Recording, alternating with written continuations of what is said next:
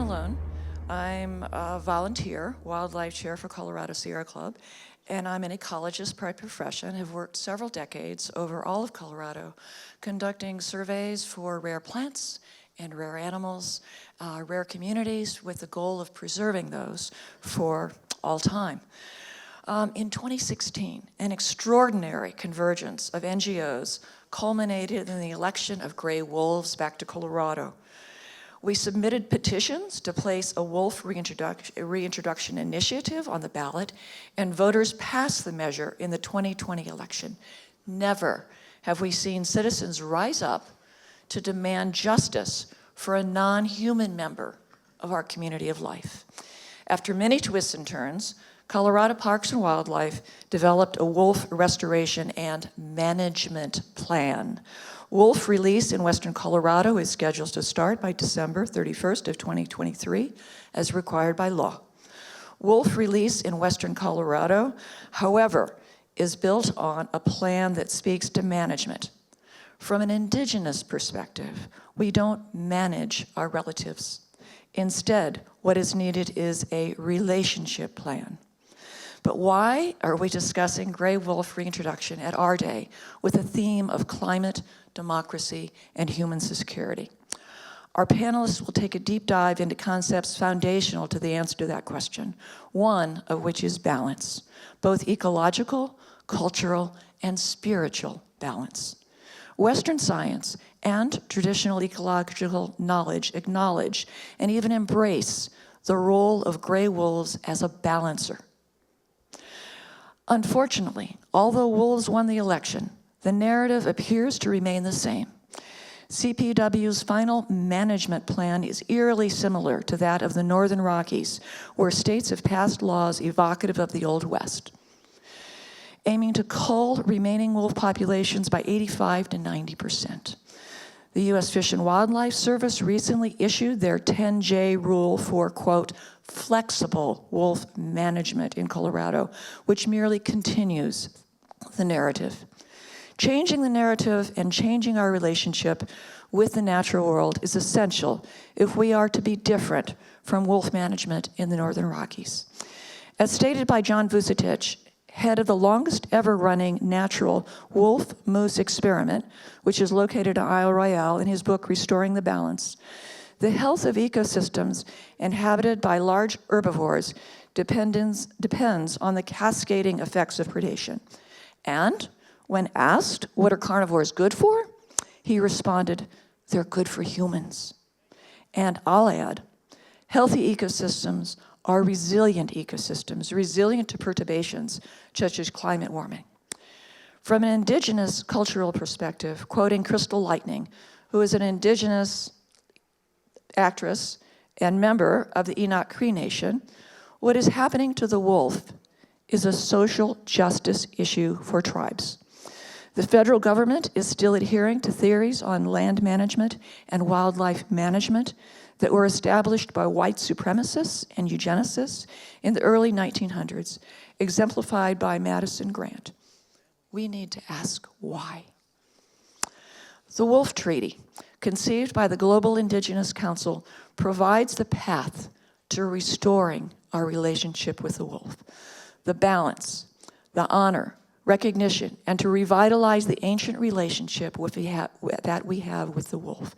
To welcome the wolf to once again live beside us as Creator intended, and to restore balance to Mother Earth, where we are the stewards and the wolf is the protector of our lands.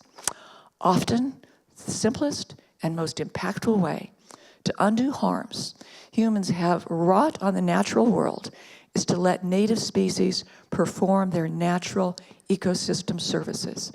That was said by my friend Bethany Cotton, environmental attorney and conservation director for Cascadia Wildlands. So, let's dive in with our first panelist.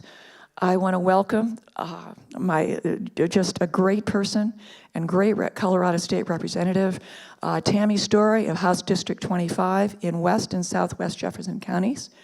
She serves as the chair of the Capital Development Committee and sits on the Agriculture, Water, and Natural Resources Committee, as well as the Public and Behavioral Health and Human Services Committee, where she has been a strong unswerving advocate for environmental policy, working to safeguard Colorado's landscape and wildlife, ensuring their preservation for generations to come.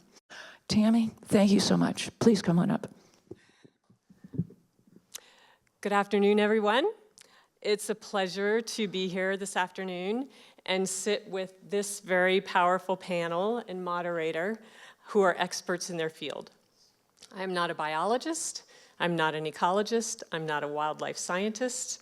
However, I am a legislator, and I am so honored to be here. My name is Tammy Story, and I'm a state representative of Colorado, House District 25. I serve the people in the foothills of Jeffco, south of I-70, and also southwest unincorporated Littleton. I am a passionate advocate for public education, an environmentalist, and a wildlife conservationist. I have some great slides to share with you of gray wolves at the Colorado Wolf and Wildlife Center near Woodland Park, Colorado. And then some slides during the 10th session that we had just this past January to May, surrounding a bill that was threatening the reintroduction of wolves and concluding with some more great gray wolf photos. So, as many of you likely know, gray wolves are native to North America. And during the 1940s, they were poisoned, trapped, and hunted to near extinction. And this was all due to a perceived threat to ranchers. In 2020, as has been mentioned, Proposition 114 came before the voters in Colorado as a citizen initiative that was carried, the signature gathering piece by Rocky Mountain Wolf Action Fund, but scores and scores of volunteers and other interests who invested financial resources to help make this happen. Many of them, I'm sure, are here today. And they collected all the necessary signatures. And unbelievably, it actually passed, which was awesome. 13 counties across the state of Colorado had a majority vote in support of the wolves. But more importantly, across the state of Colorado, there was a majority of voices that supported the reintroduction of wolves here in Colorado. So Proposition 114 directed the Colorado Parks and Wildlife Commission to develop a gray wolf introduction plan. Several elements were to be met. Among them was to reintroduce, and in the plan, manage gray wolves by December 31st of 2023. They were to hold hearings across the state with scientific, economic, and social considerations. Periodically, they are to update the plan and use state funds to compensate livestock owners for losses due to gray wolf depredation and help them adapt to use of conflict avoidance measures. It's not a perfect plan, and there are a lot of flaws, and many folks here will talk about those as well. Along the way, in order to carry out the adoption of Proposition 114, the Department of Natural Resources invested $1 million with the U.S. Fish and Wildlife Service to undertake a National Environmental Policy Act process, NEPA, to develop a 10J rule which will give livestock producers the flexibility in wolf management that they requested. It was part of the bargaining in order to get this bill across and the proposition in place. The process to acquire the 10J rule was and is on track to be completed by December 15th, 2023, thus honoring the will of the voters and the request by livestock producers to have a 10J rule in place. Policy is messy sometimes. The Senate Bill 23-256 was introduced this past session. It passed through the Senate and then moved on to the House. It's the chamber that I work in. Senate Bill 23-256 insisted on the issuance of a final experimental population designation per Section 10J of the Endangered Species Act before wolves are released to Colorado, upending the current NEPA process between the state and the U.S. Fish and Wildlife Service to acquire the 10J, thus delaying gray wolf reintroduction. I was wholly opposed to this bill, and I worked actively against it. This bill, as I mentioned, would upend the current 10J process by compromising the sufficiency of the environmental impact statement upon which the final rule would be based. And the NEPA process would have to start all over, and Colorado would have lost $1 million it invested in the NEPA process. There was intention by the bill proponents that the reintroduction could be delayed until an administration much more favorable to livestock owners only could then be seated. I offered amendments to shore up Senate Bill 23-256 and minimize the damage that it could do to the NEPA process, then underway to acquire the 10J rule that DNR, Department of Natural Resources, was seeking to ensure gray wolves are reintroduced in Colorado by the end of December 2023 and simultaneously satisfy the will of the voters. I brought forward a number of amendments in committee and on the floor during the second reading. None of my introduced amendments were adopted, though half of the Democrats voting on third reading voted against the bill, 22 of 44 Democrats.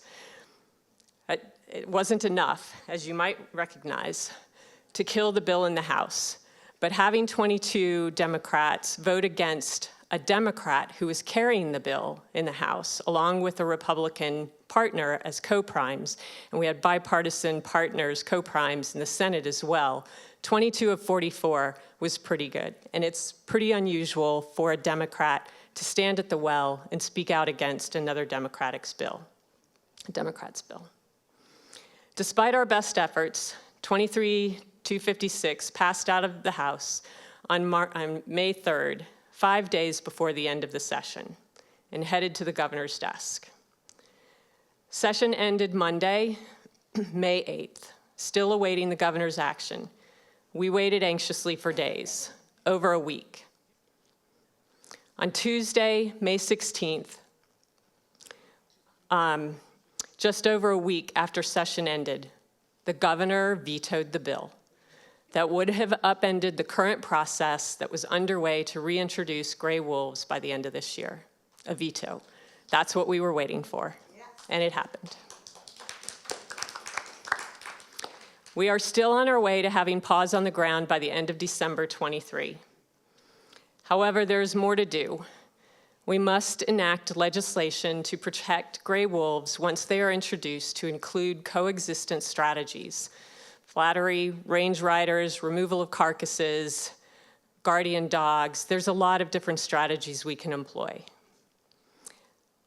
I'm working on drafting policy with the support and expertise from my very passionate wolf advocate friend and shero, Rhonda Dern, who's here in the audience today, and the professional ecologist conservationist shero, Delia Malone, and many others. There are so many conversations going on, and I've met some people today, and I know there are others behind the scenes. But as an apex species, we need gray wolves to exist and thrive across North America and bring them back to Colorado. Yellowstone's wolves have proven their presence benefits the ecology, the wildlife ecosystem, and our human experience. Gray wolves will do the same in Colorado, and it is our duty to ensure that they thrive. And I'm so glad to be here. Thank you so much for your time.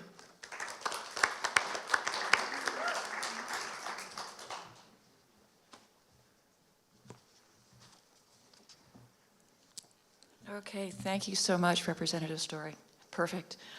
Next we have up Dr. Michelle Lute. Michelle is the co-executive director for Wildlife for All and board member of the Rewilding Institute. Both operations to work to protect the wild world, promote coexistence, and democratize decision-making about wild lives and wild places. Dr. Lute is a conservation scientist and advocate with nearly 20 years' experience in biodiversity conservation on public and private lands around the globe. She dedicates her professional life to promoting human-wildlife coexistence through effective public engagement, equitable participatory processes, and evidence-based decision-making. Please welcome Dr. Michelle Lute.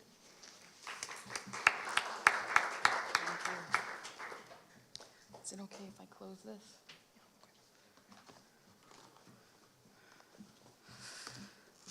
Thank you all for being here today and sticking with it on the last day. I want to talk to you a little bit about some things I've learned on my journey of promoting human-wolf coexistence. I was traditionally trained in animal behavior and ecology, and then did a PhD in human-wolf coexistence, how to move from conflict to coexistence. And if you talk to any wolf biologist, you're going to hear the same story, that I learned it was about addressing human-human conflict over how we make decisions about wolves. So that's what I want to talk to you about today. I'm going to offer a couple maybe slightly provocative ideas, but just hear me out. So for humans, across cultures, across politics, we have 5, maybe 7 moral foundations that drive a lot of how we determine what is right or wrong.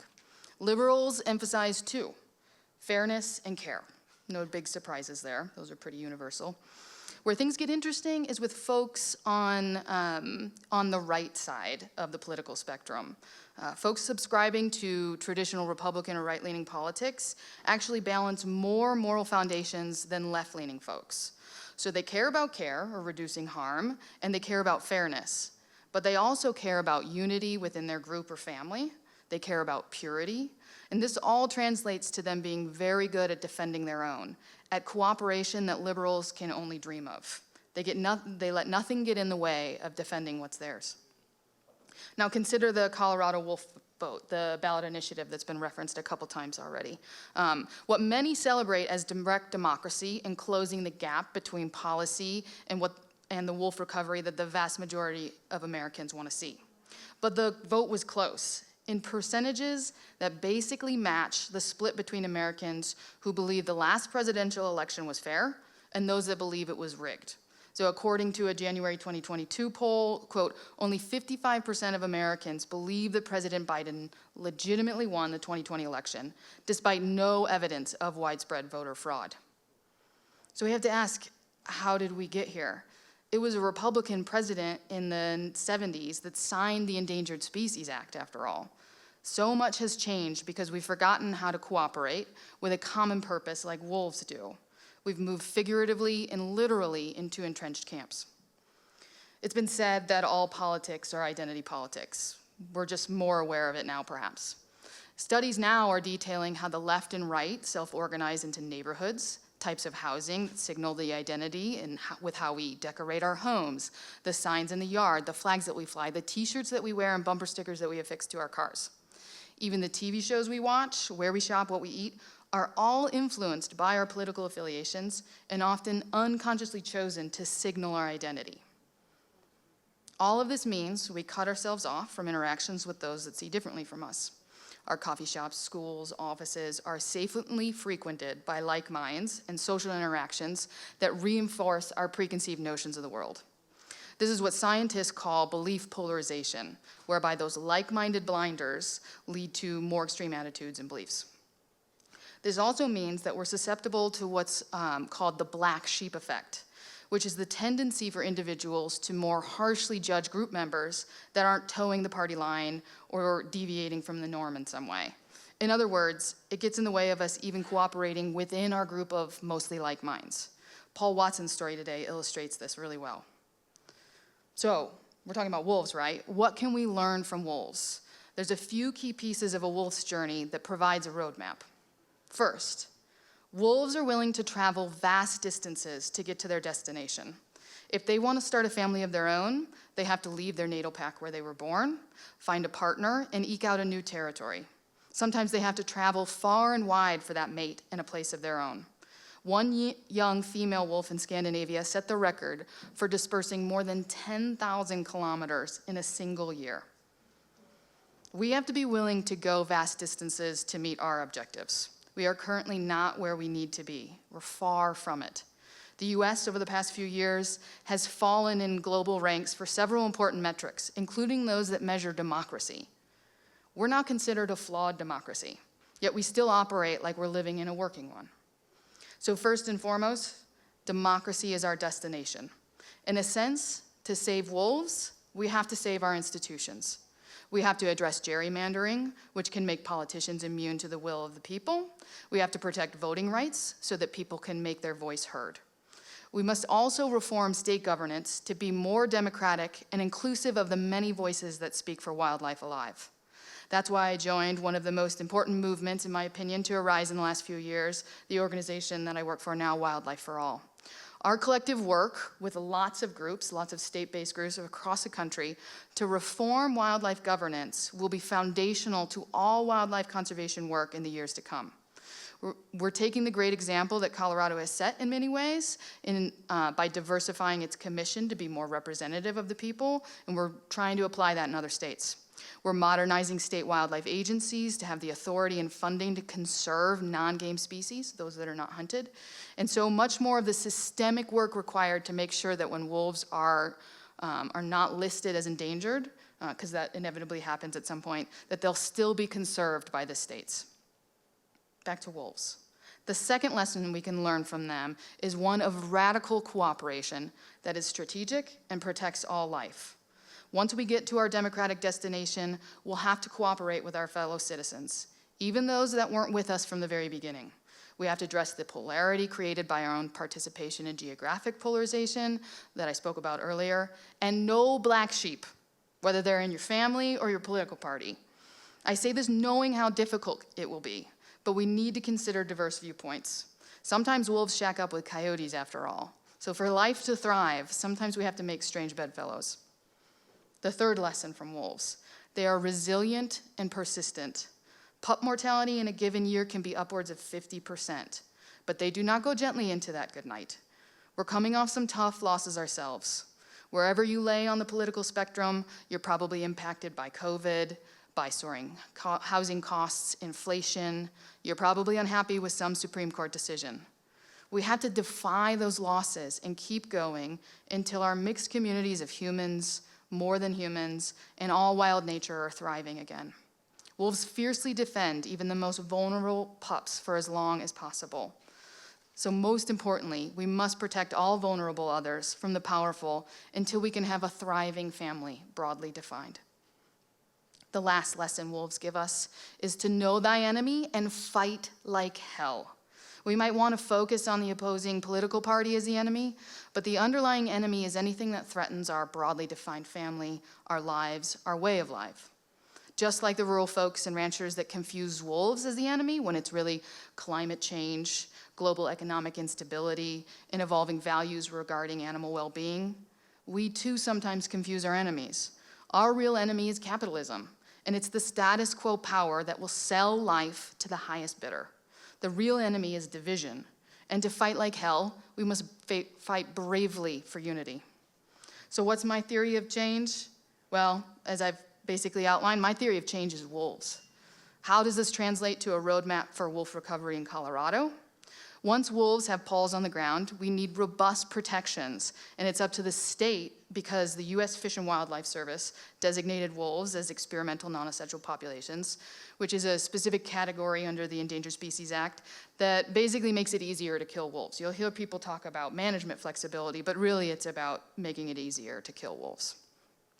There is some hope that Colorado wolf recovery could be helped at the federal level if the Fish and Wildlife Service drafted a national wolf recovery plan with a holistic approach that's mandated by the Endangered Species Act. A coordinated national plan is essential because most states are failing at conserving their wolves. And Colorado's wolves will not exist in a vacuum.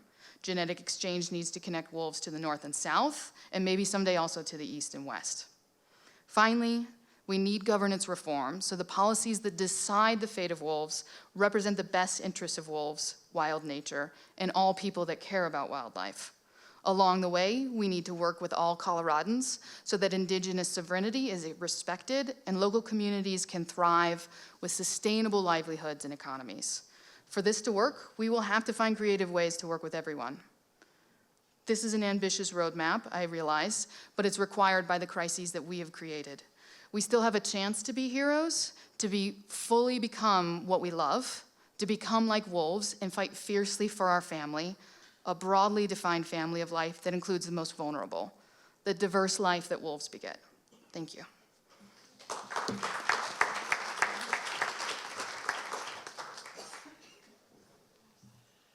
Thank you, Michelle, for some really provocative perspectives. Finally, we have the great honor to have J. Dallas Gudgel with us. Dallas has nearly 4 decades of experience in environmental science, lobbying, human rights advocacy, social and environmental justice, individual and organizational consulting, professional development consulting, diversity, equity, and inclusion, public relations, and probably most significant, he began as a backcountry backpacker when he was 13 years old. Come on up, Dallas. Thank you so much for being here. I'm gonna do it from right here. We got like 3.5 minutes. And so all of this is very important.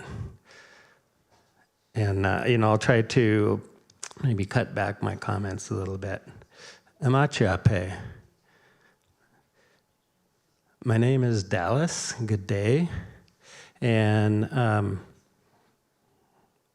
Chantewashte, Teoshpe, Chantewashte. So this is a good heart family here that I'm looking at.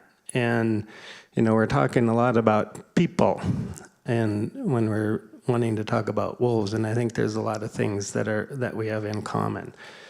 And there's a lot of ways we can learn from our four-legged relatives, our relatives with roots and fins and whatnot. So,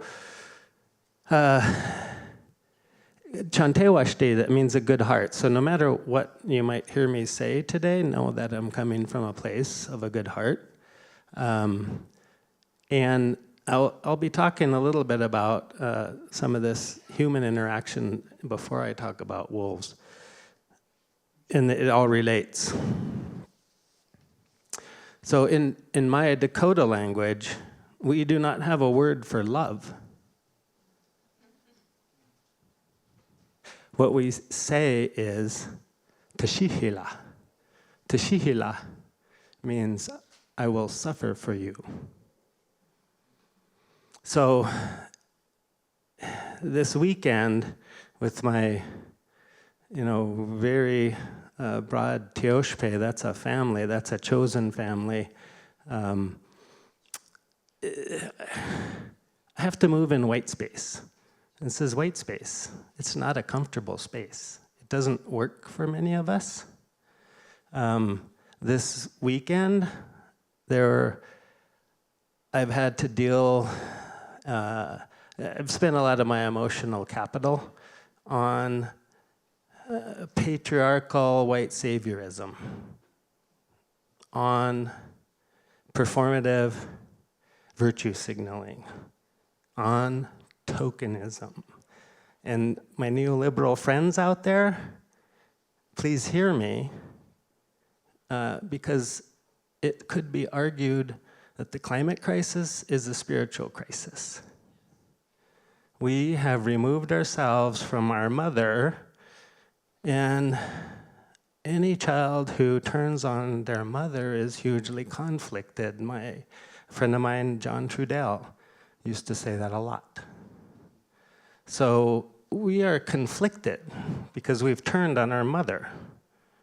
And so I have been working in the environmental movement as an indigenous person for 40 years. You can imagine what that might have been like 40 years ago.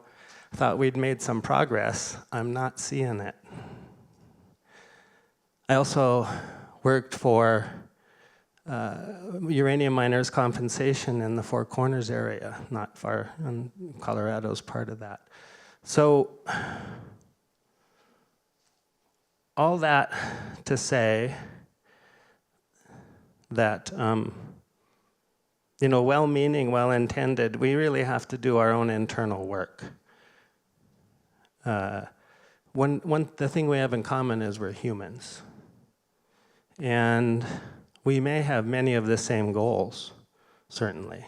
Wolf reintroduction, the curbing of climate warming, biodiversity, preservation of biodiversity. And so we may have some of those same goals.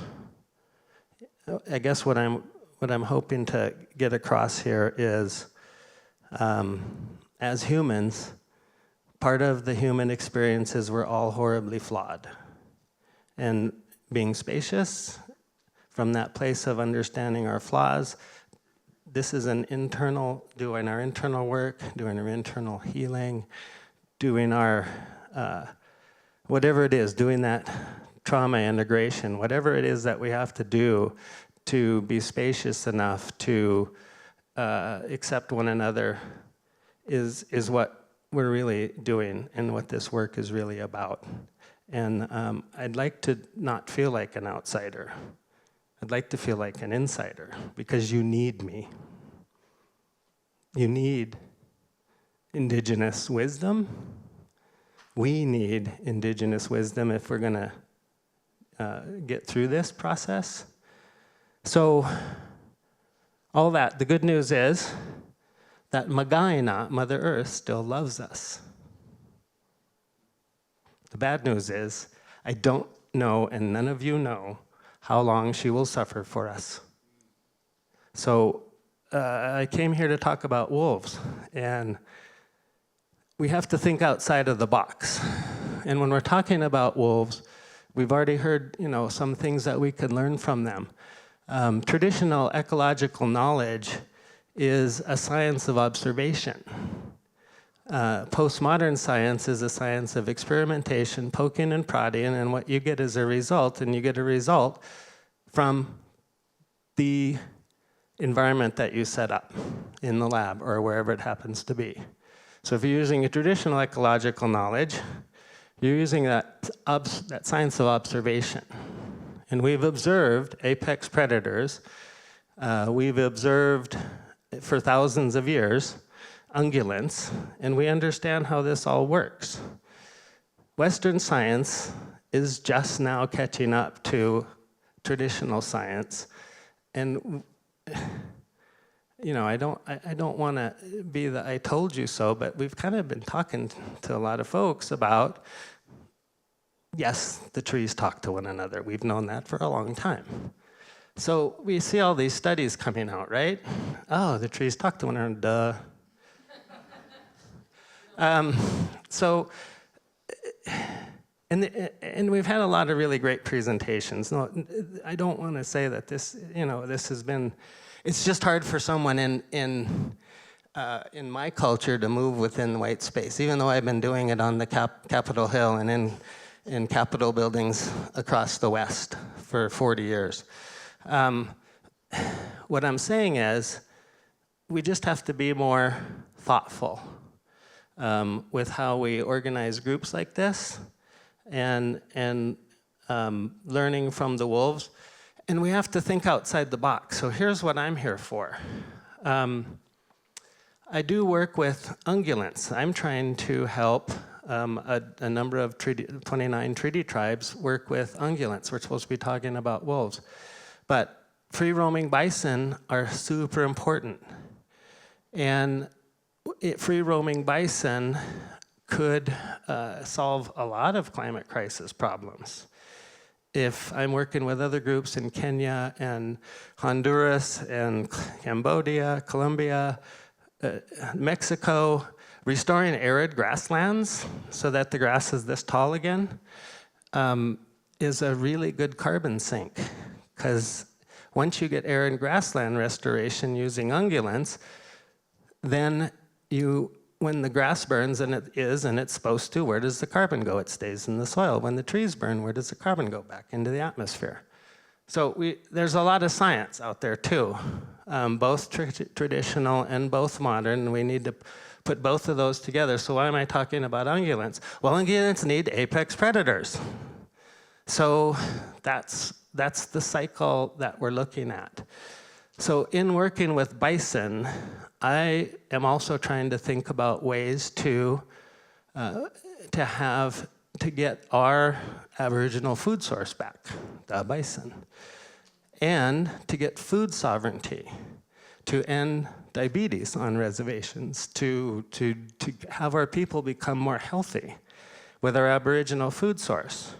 Again, we need apex predators and ungulates roaming free on the prairie, restoring the original ecosystem that we've lost by traditional science. So, and we need to think outside the box. Here's a neat idea. I'm trying to look at, I'm 3 seconds over. I'm trying to look at restoring my Aboriginal food source and getting food sovereignty for the poorest of the poor in a rich country on reservations. I would also like to have food sovereignty for wolves. Now that might sound weird, but yes, food sovereignty for wolves. So we need to bring wolves back. Now we can get it all to science and we can take some questions. We can do all of that. We need metapopulations, we need connectivity, we need subpopulation, blah, blah, blah, blah, blah. We need all of that. But yes, I would like to come from the place that wolves have intrinsic value and they deserve food sovereignty. So, thinking outside the box. That is not a Western settler culture paradigm. We need to redo those paradigms. We need to just twist it upside down. So that's where I come from, is food sovereignty for wolves. Let's start there. I'm an elk hunter. Elk are great. They taste good. So we need that. You know, wolves don't hunt for sport. They hunt for survival. So let's all try to work together and think outside the box and look at our ways in which we can sequester, store, sink, pull down carbon, because bison are amazing engineers, amazing environmental engineers, and wolves are amazing environmental engineers, and that and they will influence, well, read Aldo Leopold. He kind of figured it out. He was one way and then he went the other way, and I think he joined the right side in the end.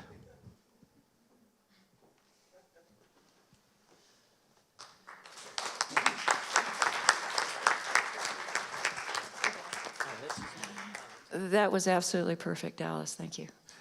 Can I have a few minutes for a question, or am I like totally out of time? He agreed? I can have one. One question. It's a really simple one, Chip. It'll go really quick.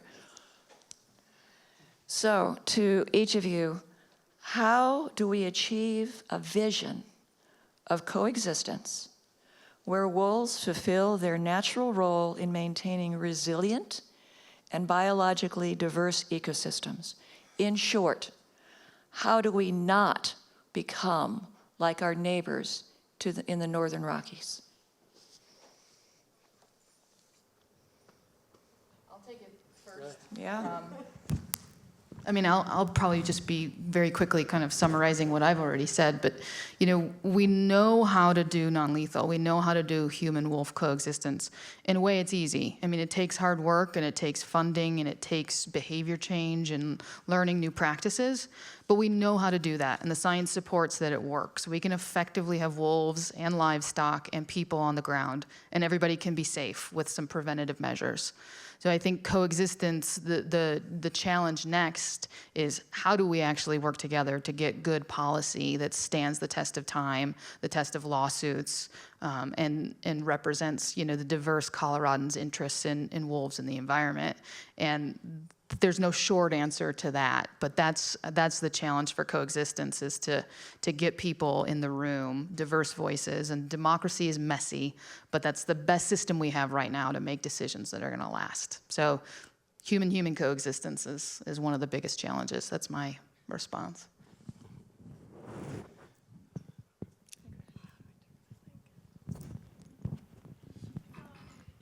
Is it on? It is on. I thought when I was knocking it around, it would make noise.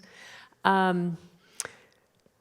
mean, that's the million-dollar question here, right? We have some policy that's been passed, and we have some policy that has been vetoed recently for Colorado in terms of reintroduction of the wolves.